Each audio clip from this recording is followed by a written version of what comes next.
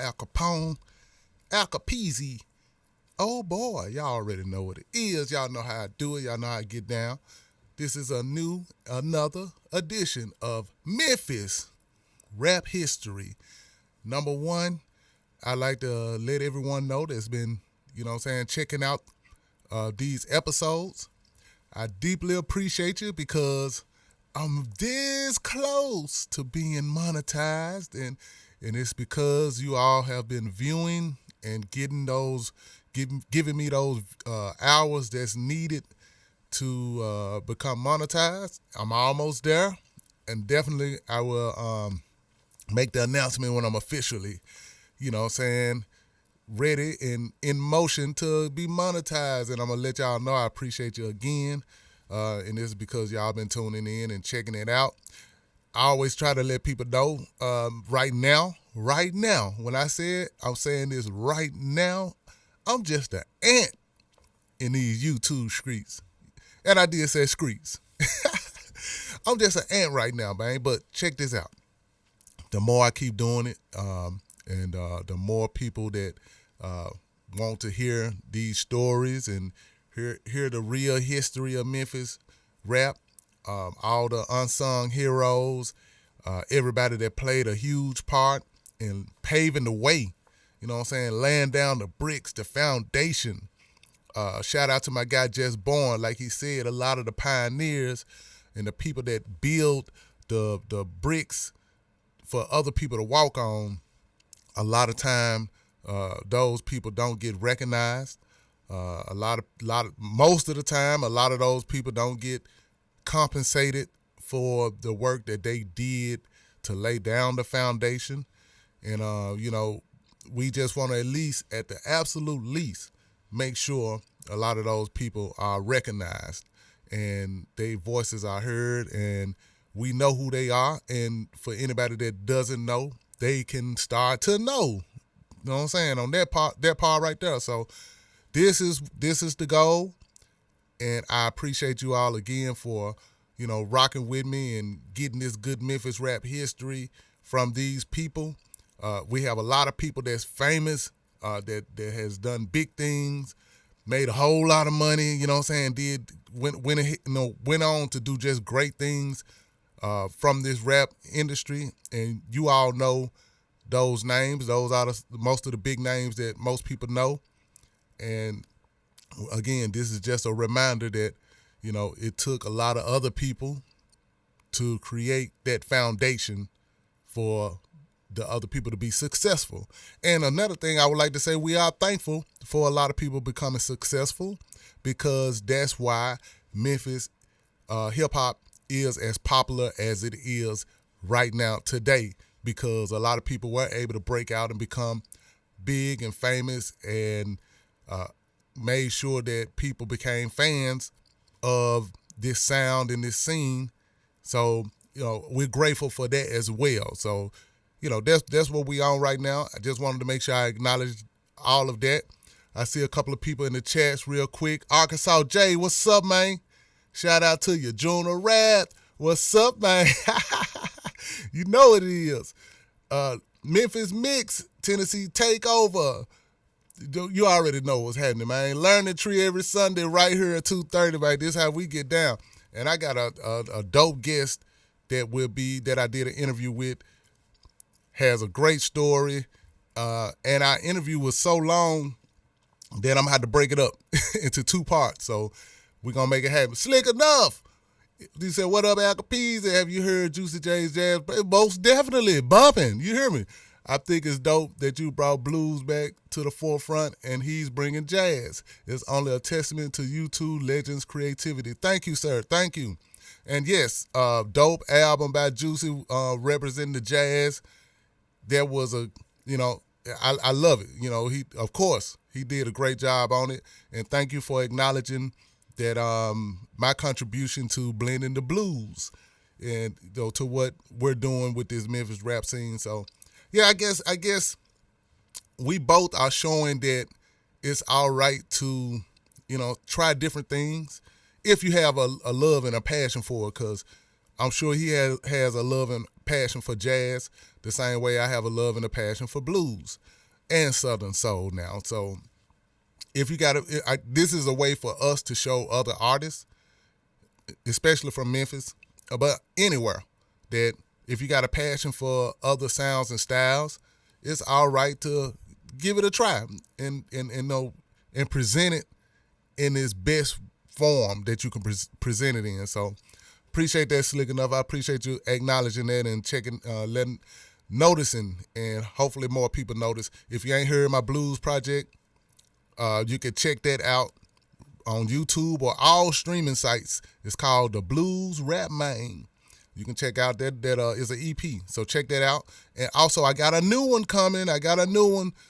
It should be dropping sometime this week. It's Blues Rap Southern Soul. That is like a 4-song EP, I guess. So that's coming this week. And I'm sticking to, my blues vibe with the rap. So check it out, man. It's coming. If you ain't, again, check out the Blues Rap Main. It's out now. And Blues Rap Southern Soul project will be out by the end of the week. So be on the lookout for that. Oh, while I'm at it, while I'm thinking about it, please like, please subscribe, and please leave a comment. You know what I'm talking about? You talk to me, I talk back, just like that. I just want to make sure I say that because a lot of times I never bring that up. And I want to make sure I bring that up. Like, subscribe, and comment. Help your boy grow. You dig? June the Rap. You said, hey, it's worth checking out.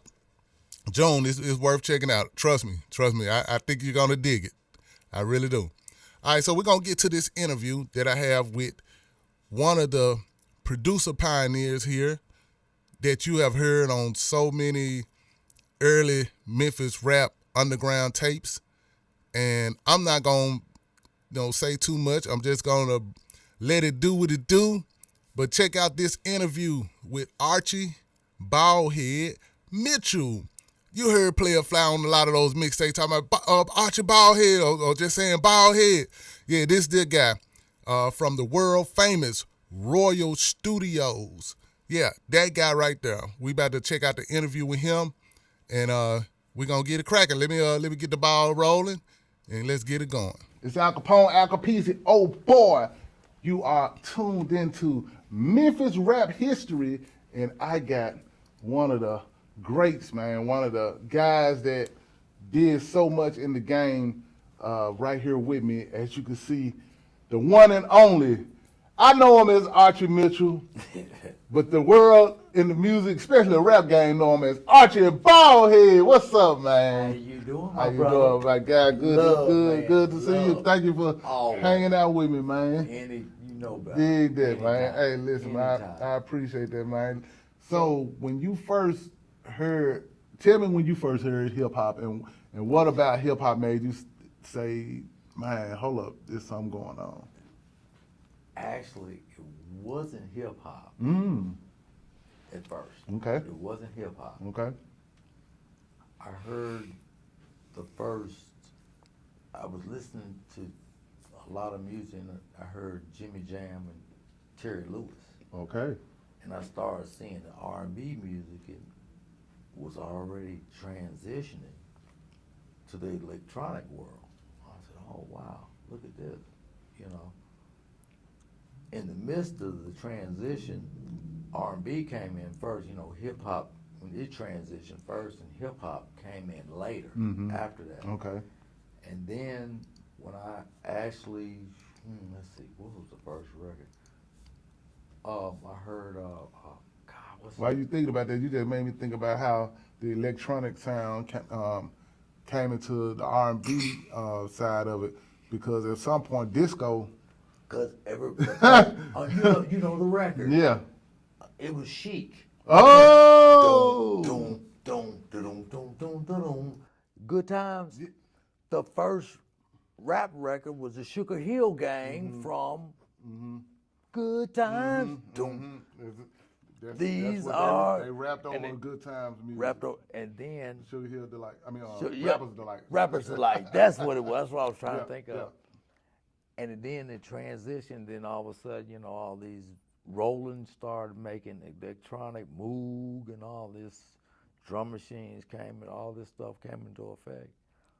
And people were started doing rap music. And the first rap record was Rapper's Delight. And when I really got into it, it was Grandmaster Flash. Man, you got me thinking about though that time period, because most people when they think about rap and hip hop, if you don't go back that far, you automatically assume that everything was programmed, and you're right. Rappers was rapping over live band music, over instrumentals. Exactly. It was live band music. It wasn't programmed music. They didn't have access to that, so they just took the 12 inches, you know, and just looped them and all that stuff. And then these drum machines and everything started being developed. Okay, we're gonna say that. Okay, once you realize that you start noticing electronic sounds coming into R&B, when did you start noticing hip hop, and when did you officially start? What was your first, I guess, electronic equipment that you first started working on? Funny you asked that. I actually listened to, in high school, when I heard radio, LL Cool J, Houdini, I fell in love with Houdini because it kind of... Houdini was a little balance of both. Both. And I really paid attention. When I said both, for people that are looking, it's a balance of R&B and rap. Yeah. And Run DMC, you know, they were just tearing it up. Listen to the Beast Boys, so all this stuff really started resonating in me. I'm like probably about 15. This was like 83, 82. And there was a club. I already had the equipment, so I had a Lynn drum, I had a Yamaha DX7, had a sampler, S50 sampler, you know, just... Hold on, you ain't just out of nowhere have that, man. So you got to tell me when Pops. you first got it, man. Oh, when you first got it, and when you first started tinkering with it, what's the young Archie doing as he's trying to figure it out? All I was doing was watching. One day I came in the studio, and I guess they already knew the transition was coming. You know, I was in and out. I'm going to school and all that stuff. All of a sudden I see these boxes. I used to get them off the porch. He said, Pops would be like, open them up. And he's like, okay, they came in. Here comes some more equipment. More and more equipment coming in. I'm like, I said, what is this stuff? He said, that's a drum machine. This is one of these new keyboards everybody's using. This is a Juno from Roland. I've been, you know, I'm looking at what they're transitioning to. So I bought it, and I said, so where you want me to put it? He said, well, put it back there in the room where you be at. You need to learn all this shit. Oh! He said, you need to learn all this shit. He said, I ain't buying it. He said, I ain't gonna learn it. God damn it, you learn it. I was like, well, he said, you go to school, don't you know how to read? Take your ass back there and learn it, read it, learn it, and see what you can do with it. Wow, man, listen. And that's what really got me into it. That's huge for Willie to embrace the change. And like he said, even though he had his method of production. Absolutely. And he was not about to switch and try this new method of production. He already had his formula. Exactly. But he's like, I know who can. I know what's coming. Hey, so let me stop for a second. Check this out. I want to be clear. I need y'all to be real clear on when we say who Willie is, who Willie Mitchell is.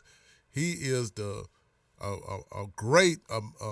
I can't even use the words that really describe him. Phenomenal music producer. He was an artist at first, but you all know him from all of the production that he did for Al Green. He discovered Al Green.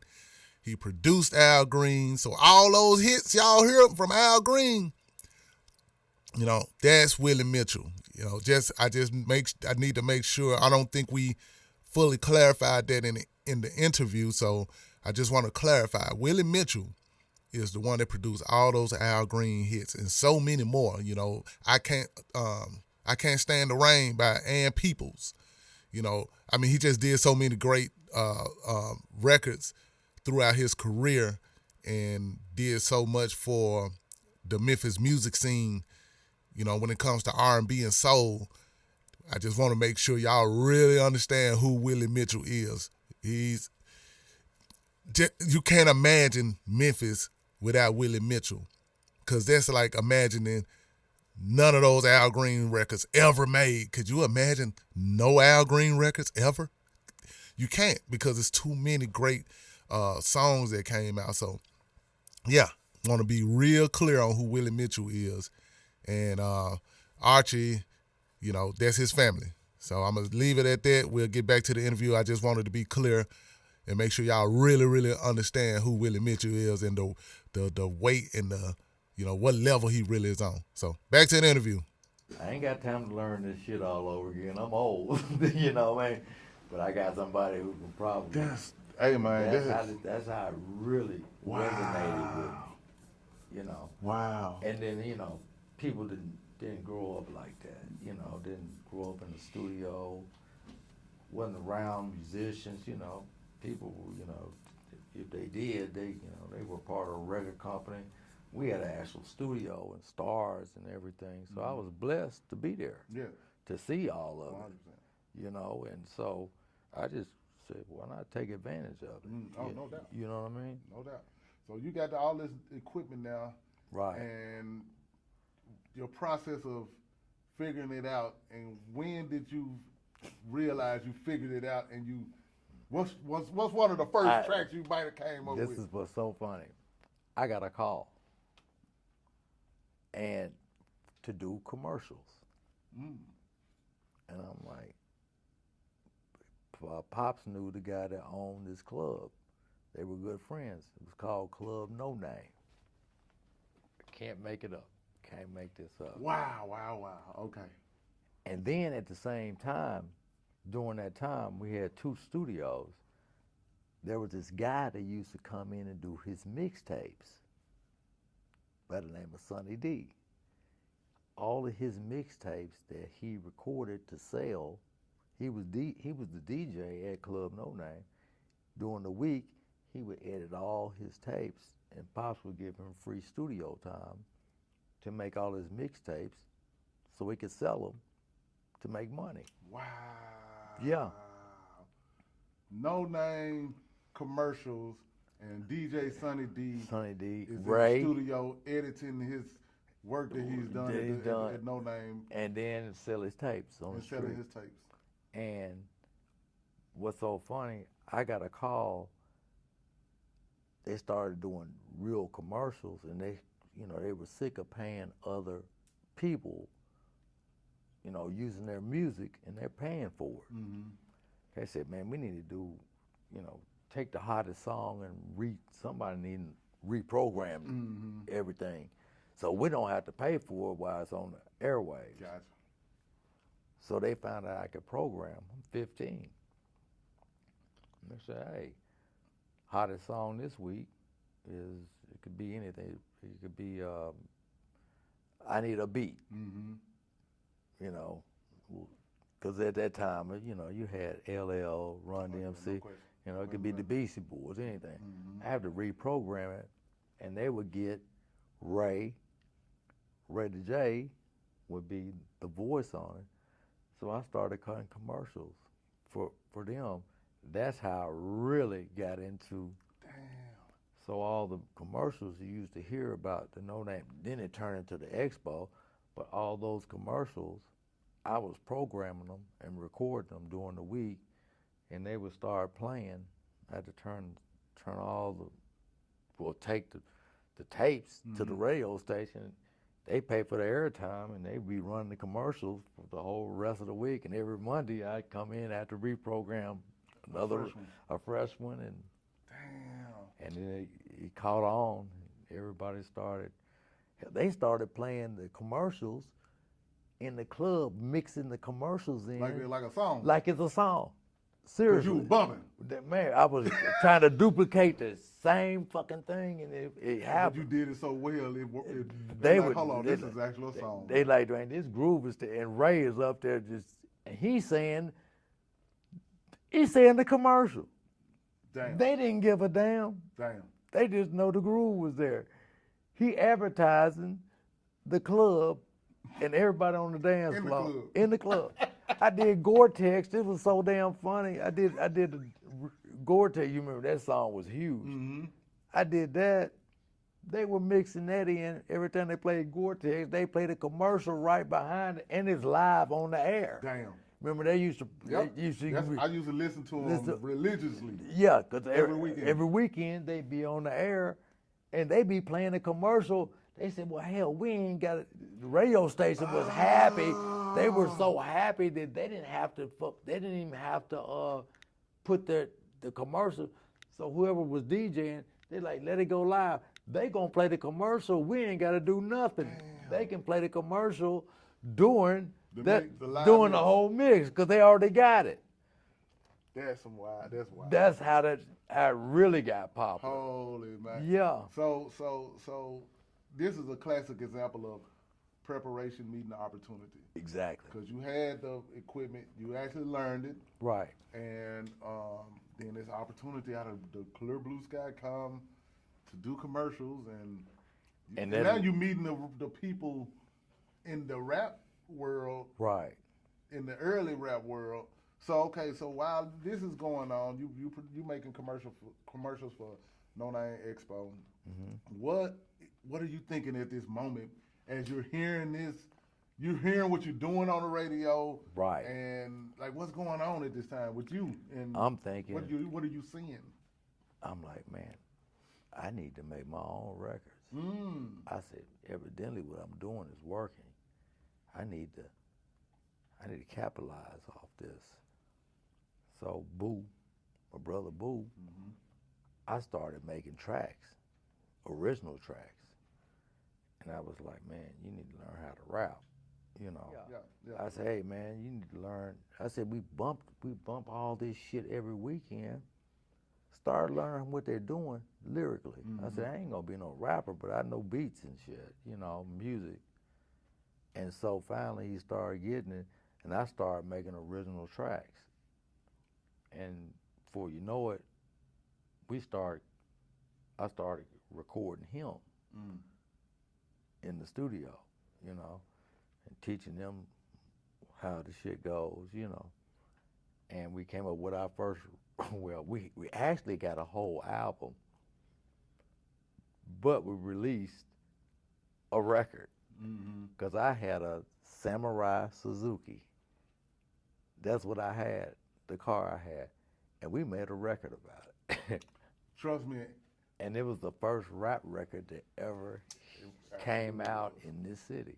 Yeah, I was one of those young rappers. It was bubblegum and shit, though. No. Yes, it was. No, we talking about during that time.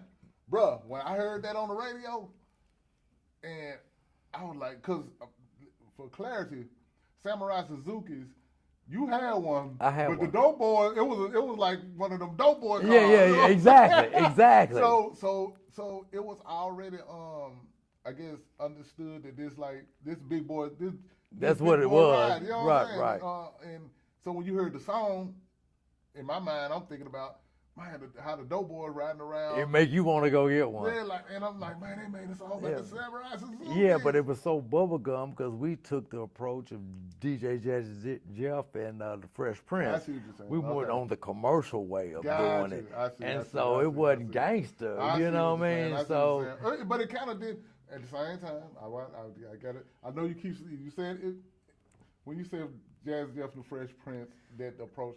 Yeah, that is kind of bubblegum. It is. I was trying not to. but they were getting popularity. I was trying not to. Yeah, man, but now I think about it. It was compared to the other Yeah, records, yeah, you know. yeah, You yeah, talking yeah, about yeah. Cash Money, you know.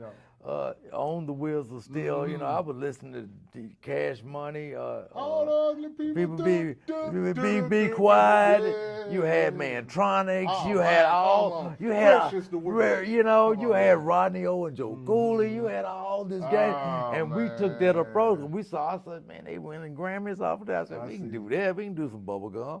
You know, I mean, what the hell? You know. Although we do drink liquor behind the scenes, Yeah. we can do bubble gum if we have to. And evidently it works. You know, why not? What the hell? I'm like, we can do some bubble We can gum. do some bubble gum. But the rest of the album wasn't even like that. Oh. That was just it was a whole album to that song. We just did a 12-inch. Gotcha. But I'm just saying, man, as somebody that was a rapper in Memphis, a young rapper, just name. I had no name. I was known in my neighborhood. You know what I'm saying? But they weren't I'm even listening born. to the radio though. They weren't even born, probably. The rappers nowadays weren't even Oh born. no, not at all. But I'm saying when I was as a teenager, I'm listening to this. That's I heard it on the crazy. radio. That's crazy. You would. Man, you know? I remember it, man, clear as day. Because I tell people the story when I tell them about certain people that made me say, man, it must be possible to do something in Memphis. Exactly. I heard y'all, and I found out that y'all, I didn't know y'all was from Memphis at first. Right. But then I realized at some point, I'm like, hold on, they from Memphis. Exactly. Nobody Which knew. really made me say, hold up. There's hope for us. Yes. Now, you know what I mean? That's what I really did it for. We in South Memphis doing this. So I was 100% one of those kids that heard Samurai Suzuki. That's and crazy. That is- loved it because I knew the Dope Boys wrote Samurai That's what they did, yeah. And that's why I guess when you say it was bubblegum, now that you say it and when you say you modeled it off of, I could see that. But at the time, I couldn't do nothing about the Dope Boys. So it was, even though it wasn't gangster, it represented that. Yeah, it represented that. You know what I'm saying? That so image. So it was actually made it kind of cool. Yeah, and that's why they said put it was bubblegum. It still was cool. lyrically it was. Yeah. Y'all riding But Samurai Suzuki, yeah. man. That's- But if you listen to how, I see. if you really listen to the lyrics, Yeah. we were actually doing other things. Yeah, you gotcha, know what I mean? gotcha. And we were around it. Mm-hmm. And if you listen to it, no cussing. Mm-hmm. But if you get the gist of the record, Mm-hmm. they like, oh wait a minute, they doing something else, Yeah. but they just making it sound good. You know what I mean? Yeah. And so it was like it was police pulling us over. Yep, We yep. really describing Sure did. everything, Mm-hmm. and we had sound effects, and we just made it, Mm-hmm. sound like I got you. give it that commercial Yeah, you aspect made a commercial version of what really going on in the streets. That's all. You That's know, all. Clean up commercial version, but right? And it was harder. It was too hard for people from the South to even, especially from Memphis, to even get to the radio. So we didn't want to give them a chance to tear us down. So I said, man, we gotta at least give it a chance, so we could at least get it out there. And the best way we're gonna be able to do it is to water it down. And people have to realize too. Another reason why I'm sure you went that route is because radio was not really accepting rap like that. No, not even close. No. You were lucky to get a real song on the radio then. And I must say, who helped us a lot was Downtown Jackson Brown. For real? Man, that's my dude. Man, Downtown Jackson Brown is the reason why we got on the radio. He's helped so many people. I'm one of them. That was our guy. For real? That's how you heard it on the radio, Downtown Jackson. Downtown Jackson Brown. That's my guy, man. Salute my guy. Salute all day. Wow. He helped break the mold for Memphis artists to get on the radio. He deserves an iconic award for everybody. He's no longer here, but he's responsible for giving us the chance. Now, when you said no longer here, he's not deceased. Oh no! He's no! no He's no longer here in Memphis. No, he moved on. No. I actually talked to Jackson Brown. Right. And Me too. to this What am day. I saying? But when you say it like that, I'm thinking because doesn't we're in know. Memphis. But I understood what you were saying. Okay, right. But I just want to clarify for people that maybe. You're right. I forgot. Jackson Brown is alive and well. Alive and very well. And doing his great. own things right now when it comes. Actually, he has a Southern Soul station. Really? Yes. My man. And he does programming for some other stations as well. So Jackson is still That's a alive legend. and well. Yeah, Man, alive, definitely alive and well. Same way you said. My fault, everybody. I didn't mean to say that. Yeah. We had to clear that up. I want Jackson to be looking at it like, hold up, bro. Y'all Who killing me off now? Yeah. I'm old, but I ain't that damn old. What do you say? To be in the grave, yeah, you're right. I love it, man. Okay, so Samurai Suzuki is getting radio play, and you said Jackson is the one that helped get the radio play. So what's happened?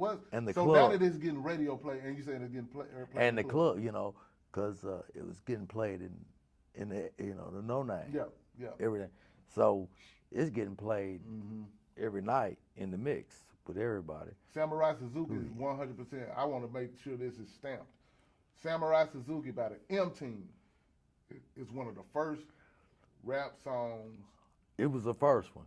Was the first rap song. The first rap getting song radio play from an actual local artist out the city. Yeah, because I looked up something the other day. They said that's the only.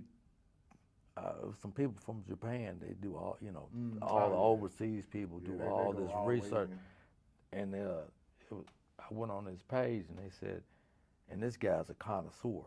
He said, history, this is the first rap record that ever came out of Memphis. He's right. But guess what came not long after that? What? And nobody really knows this. And we're coming from two separate places. Gangsta Pat came with I'm the Gangster about 2 or 3 months later. That's my dog. And he started making noise with I'm the Gangster. We got the Samurai. He started coming to the NoName and, Expo and all that stuff.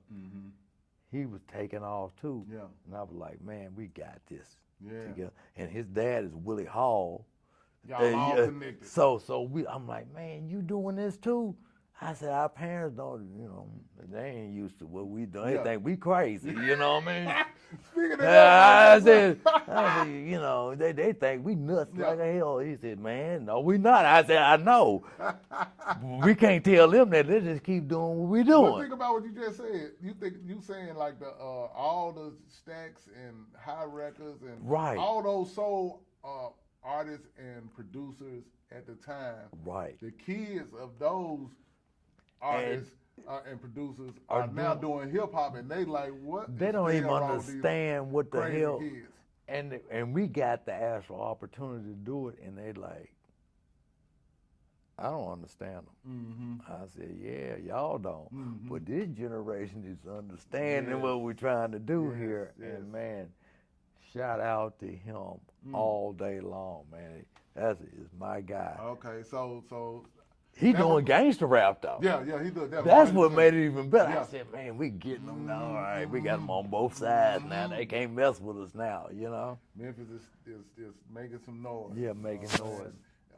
Early days. So Samurai Suzuki doing this thing. So what at this moment, what are y'all regrouping, or y'all trying to figure out what the next? What are y'all thinking at this time? Well, we tested out the 12-inch Samurai, Rolling Samurai. I immediately went back in and started making another album. Okay. Because we didn't release nothing but a single. It's a whole album. That was supposed to go with it. Go with the single, but it didn't. So I immediately went in and started working on a whole nother album. Okay. And then that's when things really picked up as far as production and opportunities and stuff like that. And we ended up making it to MTV with the Can You Kick It Like This? Yes. Nobody nobody remembers Rolling Samurai. I'm one of the rare people that remember know. it. Everybody remembers from Can You Kick It Like This? Because every time I mention M-Team, they always bring up that song. Yeah, because we were the first group from Memphis to get on MTV, period, and make it in the top 20 and all that stuff. And video, I know it was on Video Jukebox. Video Jukebox, it, did numbers, and it was like all the magazines and everything. And and we actually went on tour with DJ Quick. For real? Yeah. Wow. That's the story behind that. Okay, right. Talk to me then. Well, we were supposed, I'll tell you this, we were supposed to be on tour with DJ. We did a show. We went to Jackson, Mississippi. This already sounds wild. Oh, man, it was wild as hell. Everybody said we were supposed to be. Yeah. Well, the rest of it, but we only made one date. That was the Jackson, Mississippi date. Okay. They thought we were just, we got this bubblegum music, and we wasn't nothing like that. I see what you're saying. You know what I mean? We go down to Jackson, we had dancers, we had everything.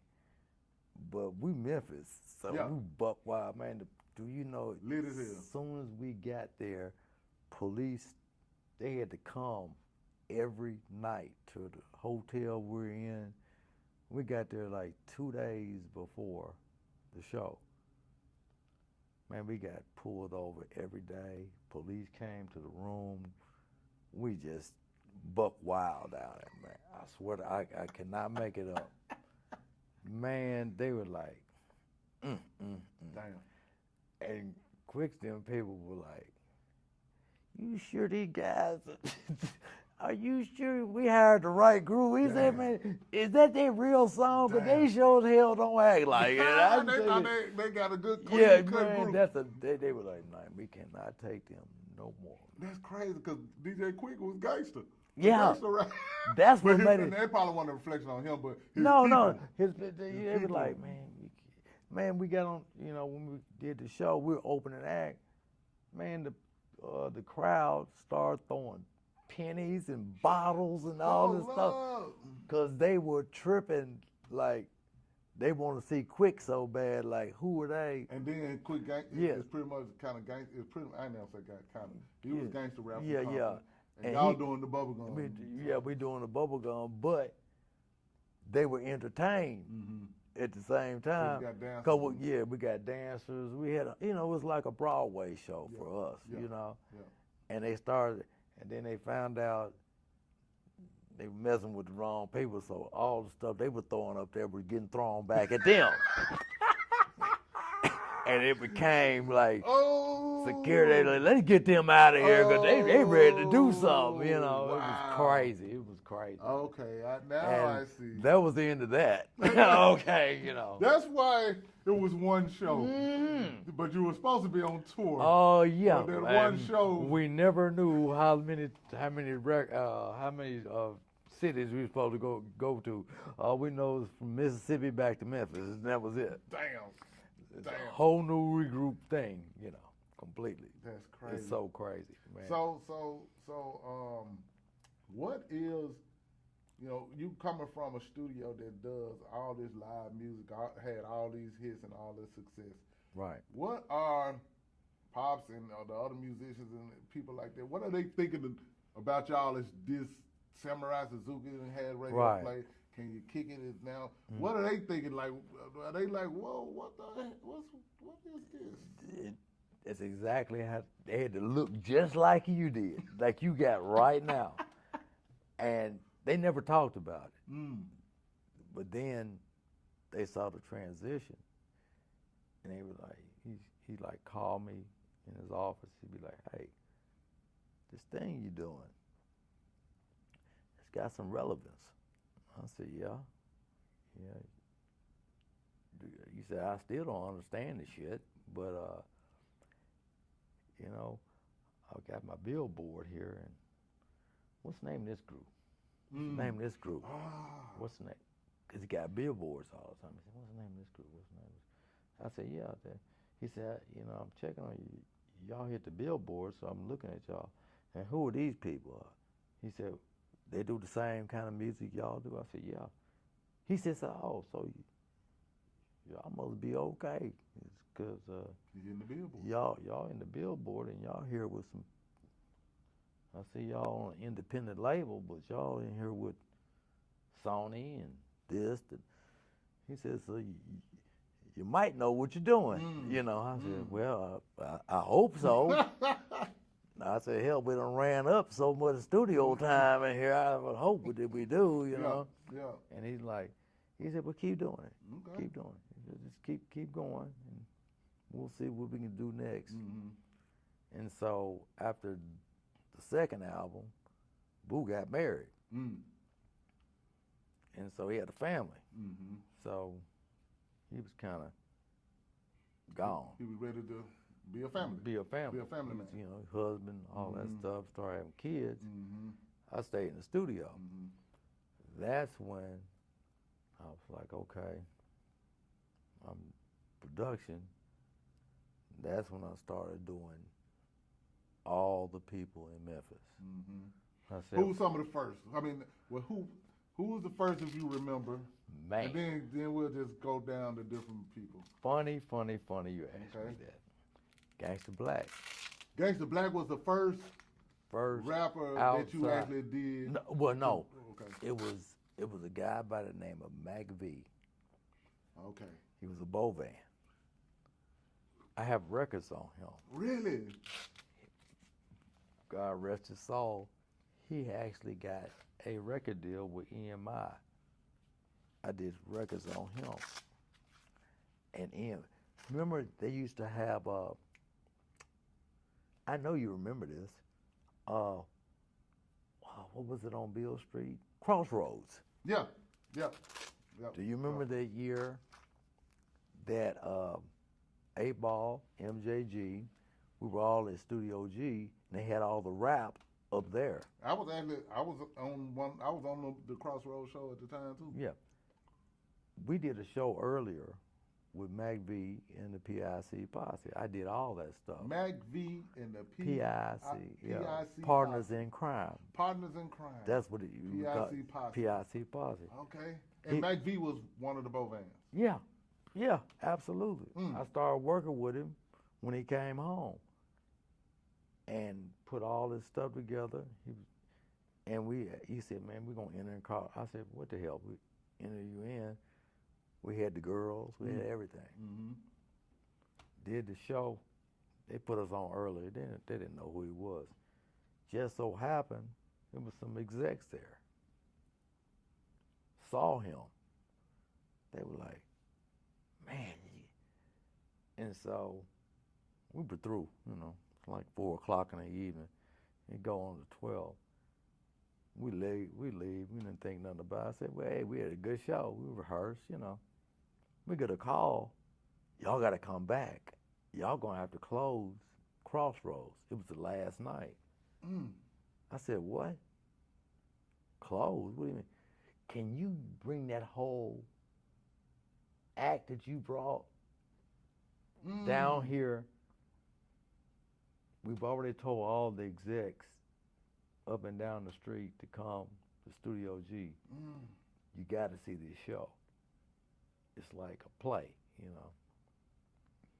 I said, let me gather them up. Hell, everybody gone their own way. Yeah. So, long story short, we get there, and guess who they wanted us to close out behind?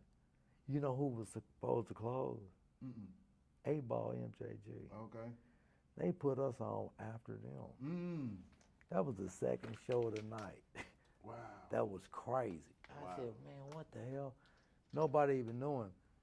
And EMI gave him a record deal that night. Wow. Hold up. So. And he, man, just so happened, just Memphis streets, man. He was like, I think a week from signing his deal. Negotiated it, everything. Pops negotiated it for him. The people here deal with EMI. and then Wow. just like that, man, took him. Damn. Had a major record deal, all that stuff. Wow. So he would have been the first major artist out the city. He really would have. Nobody even knows that. Damn. Wow. Well, rest in peace, man. Yeah, for sure. Peace, man. But I'm glad you told it because, like you said, a lot of people don't know that. Don't know at all, and right. That's a story that we need to know. You know what I'm saying? Yeah. That guy would have been the first. He major definitely artist. He definitely would have been, and he was gangster with it too. But he was gangster with a pimp flair too. You know what I mean? It was like he's like one of those can get down. I was like, oh yeah.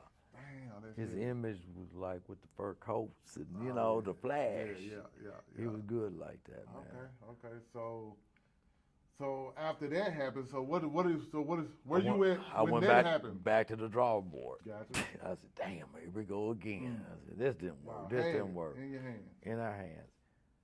And so one day, Gangsta Blac, uncle, he knew an artist that Pops had.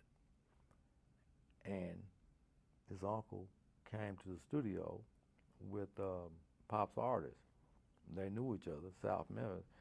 And he was like, man, he was showing him the studio. He said, yeah, this is what I do, you know. I'm not from here. I'm here cutting the record. He said, this is nice, this, that, another, you know. Saw the studio for the first time. He said, I got a nephew who, I don't know what he do. He be writing words down and be saying them around the house. You know? Yeah. Like, man, he's singing. Hey, He write words. He writing words down and he's saying them around the house and they rhyme, you know. And he said, "Did y'all do anything like that around there?" And I'm in the demo room making beats, and so the artist that Pops had, his name was David Hudson. He came and got me say, "Hey, you might want to come talk to my friend. I know you back here doing rap beats and everything. You might want." He said he has a nephew that raps. I said, he does? He said, yeah, he's from South Memphis. I said, okay. So I come out the room, talk to him. He said, so you think you can help my nephew? I said, yeah. I said, I mean, that's what I'm here for. He said, I'm going to send him up here to see you. I said, send him. You see my car outside, just tell him to come on, ask for me, we'll get it done. Next day, Blac was there. And I did the first record on him. A lot of people don't know that. It's two killers from some Parkway. For real? There's another version. I did the first one. Wow. You know the one, the 360? Yeah. It came from the original that I did for him. Gotcha. Oh, wow. And that was the first record. Gangsta Blac. That he had. Okay. All right. That's dope. That's dope as hell. And it makes sense because it's all in South Memphis. So right. It makes all the sense in the world. And I cut like 3 or 4 other songs for him. And then he goes, hey man, I know somebody else that might that might need your help. I was like, okay. Who he says, a friend of mine. I'm gonna bring him by. I said, bring it by. I mean, hell, the more the merrier. For me, I was like, hell, let's get something going. And guess who it was?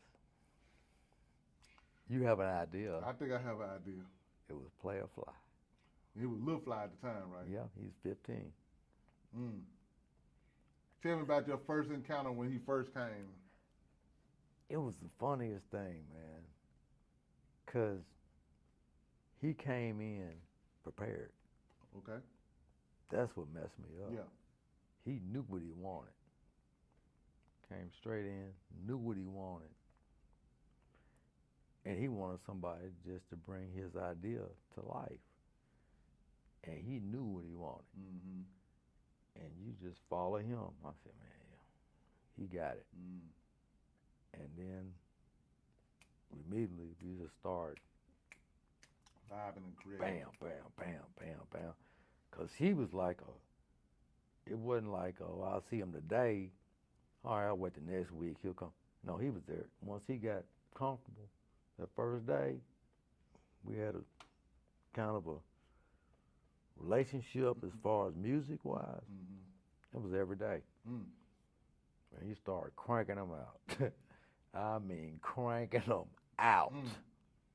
And well, everybody know the rest of it. So Okay, so while you're working with Lil Fly, what are you noticing that's going on in the Memphis rap scene at that time while you're working with Lil Fly? he started paying attention. A lot of underground tapes were getting pushed around, and people were coming from every area, you know. And then, you know, Skinny Pimp was getting down. You know, you had North Memphis, man. You had, I'm cutting people from North Memphis, Riverside. I'm doing Riverside, East Memphis, Mitchell Heights, Castalia, Lemoyne Garden people. I mean, all the Walter Simmons, all the projects. So they all coming to the studio? All of them coming to the studio. Everybody. Wow. It was like, it was just like, it was a flood. I'm about to say. I was like, I didn't even go home half the time. It's like, it was back to back to back every day. So the way you describing how all those different artists was coming there, you all was kind of like Today. what OTS was Right. in Orange Mound. Exactly. Where I was a part of that. Yeah, of course. OTS in Orange Mound. Right. But you had this same thing Going on in it was South just Memphis. in South Memphis. But you wasn't a label. OTS was a label. Was a label, right. Reggie Moreland was a label. Let me ask you, so why did you ever think was this on your radar to be a label? It didn't even register. Yeah. Cause I was so busy Producing. dealing with other people. Yeah. I would have to wear a whole nother hat. That's true. And I didn't even have time to even do that. All right, that's true. And That's so 100% true. it crossed my mind. So I would take people that I knew and they would ask, I would send them. I said, well, might need to go over there to see them. Some of the OTS? Yeah. Oh, okay. I was just sending people. Yeah. You know, back then we all worked together. Yes, most definitely. Nowadays it's kind of iffy, you know. Yeah, it is. But I'd be like, hey, you need to go. I said, man, you looking for something? You need to go over there.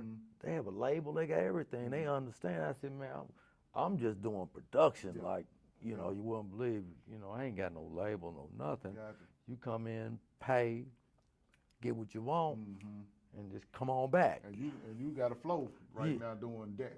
Right. I got you. And then I hooked everybody up with Stewart, H-W. So how you even know Stewart? So hook anybody up with Stewart? That's funny. Yeah. He a legend. Okay, he is. Nobody knows. A legend. He is. He's responsible. All those white label tapes that you all know and love from Memphis Underground came from H&W Distributors. Yes. Stewart, that was my guy. Yeah. Real cool dude, too. Man, very great. Okay, so how the hell how you know who Stewart is to send people to Stewart? What messed me up, freak accident of how I met Stewart.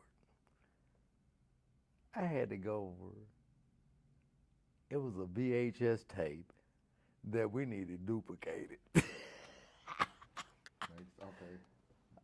Found Stewart. He can duplicate VHS tapes. Go over there, give it to him. And I'm looking, and I see all these boxes lined up, labels, everything. Nothing in them. I said, what are these for? He said, I'm gonna start another business. I'm gonna start doing tape duplication. I said, really? I said, so oh, you're not doing just audio. I mean, a video. You're gonna start doing audio. I said, really? I said, I got a bunch of clients that might need your help. And he goes, really? I said, yeah. I said, I can probably help you with that. He said, well, send them to me. I said, well, give me a list of your prices. He said, I don't even have one right now. As you see, I He just wasn't even ready. He He said, wasn't "No, even you-" ready. I said, well, I got plenty of people that's ready for you. Man, I started sending people over there. He couldn't keep up, man. Next thing I know, when he caught up, it was over. Everybody went to see Stewart. Everybody had to go see Stewart. Remember Pretty Tony? Yeah, no doubt. I did his first record. When you say his first record, what is his first? It's what not first? Get Buck. Which one? Rolling with My Posse is the only way to go. I can see you doing I that. did that for him. Real? That was his first record. Get It Buck was his second Damn, record. You're right. I did Get Buck. I can see you doing Rolling with My Posse. You did that one. I did that. Yes, I did that. And Hold up, wait. yeah, Let's- nobody. A lot of people. Tell- That's North Memphis now. Okay, but how missed- did that come about? This is very important because Oh, Tony yeah. is a staple. It's so So much. how Yeah, did that's my guy. how did that happen? You know what I'm saying? How did he know? Just tell me the story. Yeah. There was a guy that Pops used to record back in the day. And he came to the studio with his son and his friend. They were recording something, and his son and Pretty Tony were together. So the friend was Pretty Tony. The friend was Pretty Tony. Okay. And he was. So and Tony used to come they- to the studio with one of Willie Mitchell's clients Clients, right. as the friend of the son of Right. the client. Exactly. Okay, that's how he ended up in the studio. Okay. And they're there, so they started seeing what I was doing. They came to the other room because they listening to, oh, this is what's up. You know, they doing their thing. Oh, no, this is what I'm listening to, you know. And we actually just hooked up, and Tony and, God, what's his name? I'm trying to think of, God, his name. I remember. But they came back. Tony wanted to do his own record. He did it. And I sent him over to Stewart. Hold on, slow down. Rolling with My Posse. Did that So record. he paid for it. He came to you with the idea, or did you get? How did that come about? He was coming to the expo all the time. Okay. And he really started saying, he said, man, you doing this, that, and the other. So he started coming to the studio. He's like, man, you be doing all this stuff. I said, yeah. I said, we ain't old enough to be in the club, but I be here all the time because I got to go see the boss to get paid. You know what I mean? So he said, man, I gotta keep coming by there. So I'm just, and then I did that. I did Rolling with My Posse as a commercial. Oh. That's how he got the idea. Oh. I did Rolling with My Posse as a commercial for the club. And he's like, man, and he found out, he said, man, you did that. I said, I did this version of it. Can you do that for me? Yeah. Monday, I'm coming to see you, man. Damn. And he's sure as hell there. So you pretty much had the idea for, because like you said, you did it for the commercial. Yeah, because I was getting all my ideas from doing commercials. And from going back and forth to Expo / NoName. Yep. And they would give me the records like, hey, man, I want to do I want to do 2 Live Crew this week. Just the record. Boom, boom, boom. Me So Horny. Do it over. We're going to make a commercial off of it. So Rolling with My Posse was a do-over of Posse on Broadway. Yeah. Exactly. Yes. Gotcha. And You had to redo Posse on Broadway, and you just but redid in the the college. funny Rolling with thing My of Posse. how I did it, so we wouldn't get sued, it may sound crazy as hell to you now. If you listen to that record, I took the record from the end and started how I programmed it to the beginning. Damn. They would have never known. Wow. I took the end of the record, I reprogrammed everything, but I arranged it totally different. Took the end of the record, And put it at the beginning, went through all the whole theatrics all the way around. So I said, well, if they figure that out, then hell, they geniuses.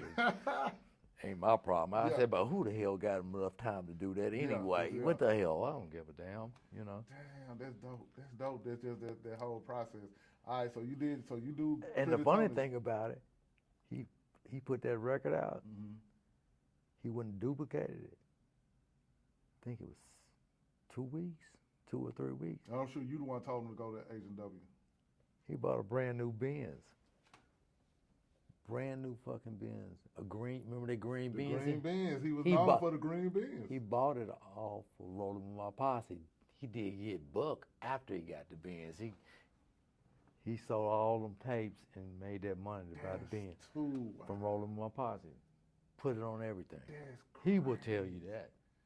See, a lot of folks don't know that story of Pretty Tony, man. Yeah. A lot of people don't know that, and like I remember Pretty Tony being known for the guy with the green Benz, but Rolling with My Posse was before, and that green Benz came. But everybody remember Get Buck, because Get Buck was, Hammer was being popular and Get Buck. But Rolling with My Posse was the first record that he got his name on the street. Damn. I did that. Yeah. Damn. Okay, so I guess after that, that's when he ended up going to OTS and working on Get Buck with, I think, Slice T. Slice T. Exactly. Okay, so all right, so after Pretty Tony, well, Gangsta Blac was the first artist that came. He brought Lil Fly. You, like you said, you worked with Pretty Tony on Rolling with My Posse. Is there anybody else that you could think? In between all that, got blessed. Trigger Man came to me. Oh. In the midst of all that. Oh. Matter of fact, I left that out. I got with Trigger Man and them after I did Rolling Samurai. That's how long I've been knowing them. If you look at the video of Can You Kick It Like This, Trigger Man and Bugs are in our video. We cut that video in New York. So, okay, how? It's crazy. Wow. It's just coming back to me. Yeah, it's all over the place. Okay, no. So, after y'all do Samurai, how do y'all meet Trigger Man? How do y'all meet them? They came to Memphis, and nobody knew how to. You remember Skip? Yeah. Skip. God rest Yes, Skip. yes, God rest his soul. Yes. Skip brought them to me. Okay. They had the firehouse downtown. Okay. Remember that studio? Yes, I do. They had all the equipment. That was a cool ass spot. Man, Right on Bill. Man, it was. I went in there, and they could not get the sound right. And so he said, "Hey, he told them, you guys gonna go over here with him." They brought me in. He brought me in. I took him to the studio, and there, I didn't do the original Trigger Man, the show, Drag rap. But everyone after that, every last one of them, me and Slice T did the second one. Oh. Nobody knows that. You and Slice. Me and Slice did the Okay, second now I gotta ask you, how did you and Slice connect? Because, how the hell did that? I used to see Slice at the club, and I was doing. I had already cut the record. I would program the record, and I needed somebody to cut on it. He's an excellent. I said, you know what? I need somebody to mix this shit. This is before I started inventing the shit on the keyboard. Exactly. I knew how to do it, but I wasn't like that. Slice was a monster. He was a monster on everything. I said, Slice, man, I got so and so here, man. Can you come over and just, let's put this shit together? He's like, yeah. I said, all right, let's do it. We put the shit together. They rapped on it. And hell, I don't know what the hell happened to that record. I ain't gonna lie. I have no idea what happened. To this day, who knows? I don't know. Damn. I know we did it. Yeah. I do know that. But Slice will tell you itself. He's like, yeah, we did do that. Yeah. But shit, as far as where it went, we have no idea. All right, so did you and Slice ever do anything after that, or that was the only thing?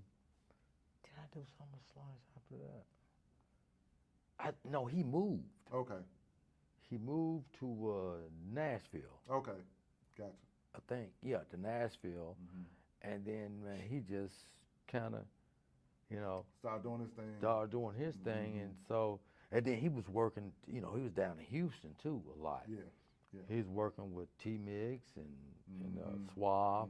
I think he was doing a lot of stuff too. And Cash Money started messing with him. So he was kind of hard to find, man, because, he's a diamond in the rough. Yes. And they found that. Yeah. I think I did see him in Nashville. I went to get a record mastered at Masterphonics in Nashville, and I saw him with Juvenile. Oh, we were in the. I know you clap. Yeah, because he was doing all. He would do, yeah. They were more than just that, but that's one of the big ones, right? But they were down there getting mastered too, and so we happened to see each other. I was like, man, where the hell you been? We started catching up and laughing, Now that makes sense why Cash Money had a Nashville connection. Yes. So they going to Masterphonics to get. Yes. Man, I don't know. Well, at least Juvenile was at the time with Slice. I think we were using the same mastering engineer, Benny Quinn. Because I was using Benny Quinn. I think they were using the same master engineer. Damn. Yeah, Masterphonics. That's too on cool. Music Row. Wow. Yeah, man. Mm-hmm. So you working with all these different artists. They coming in. Right. And at what point did you ever lock in with any particular artist where you was like, this is one of the artists we like working with each other and we're building a name with each other? Hey, I'm going to stop it right there. Listen, it's way more of this interview, and I will definitely, if I play it all, it'll be probably another hour. So we're going to save that second half for next week, and he's going to get into how, if you all remember when you listen to the mixtapes and you hear scratch, when you hear the original rapper voices being scratched, especially on a lot of Playa Fly stuff and Blac, and just when you hear the actual voices of the artists or the chants, and if you like just say now I got you hot now, and it's actually from the actual song. He's the one that was doing that, and he's gonna tell us. He has an amazing story of how he came up with that.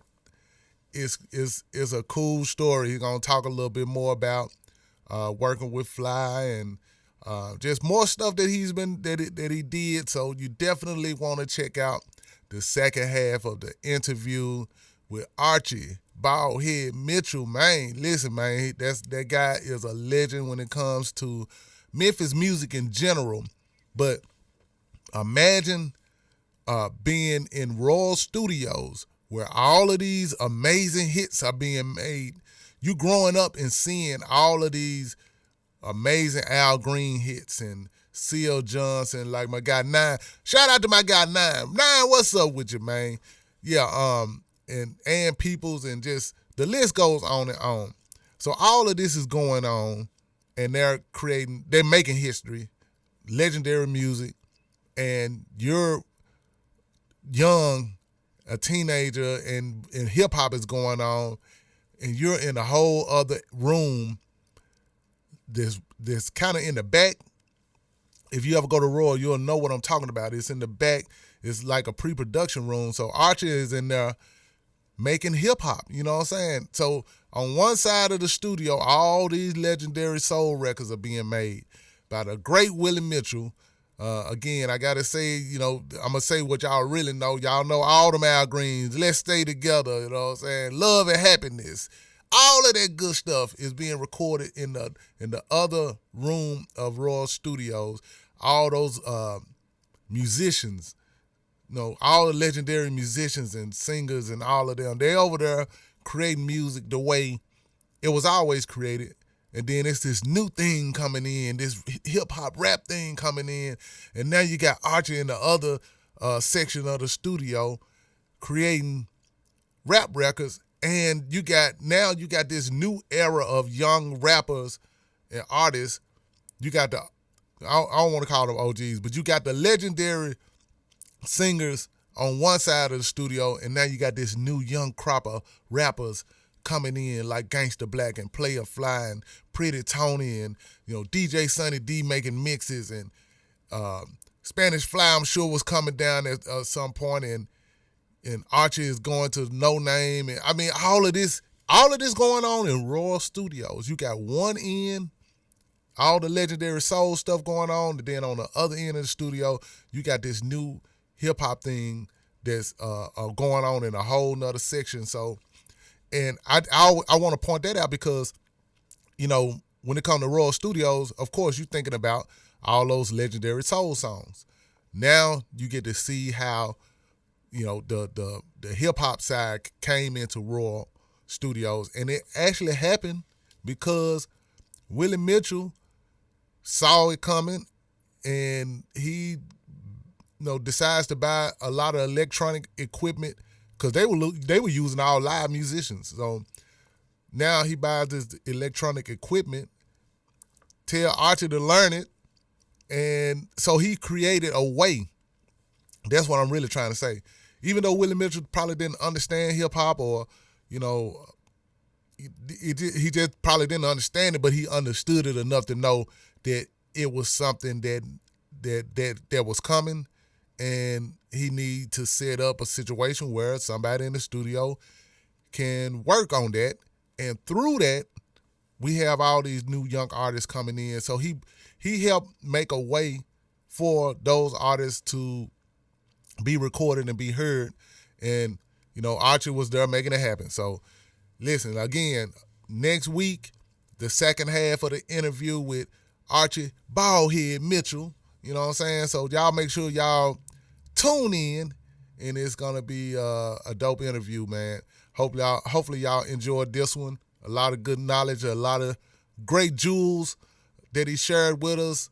The guy, one of the Bovans, man.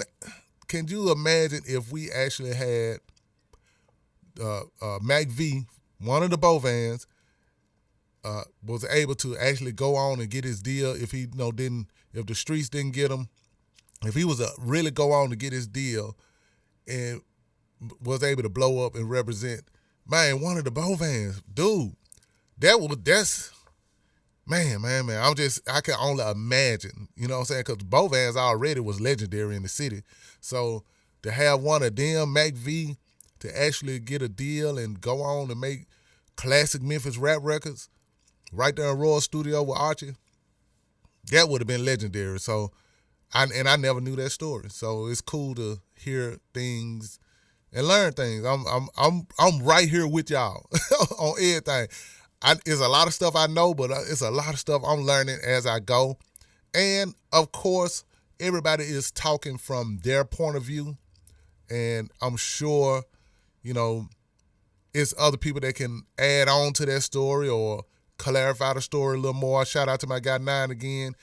He said he's the one that sent Gangsta Blac to go see Archie. So it's everybody's telling their stories from their point of view, but it definitely opens it up for people to add on to it and clarify certain situations. So, it help us.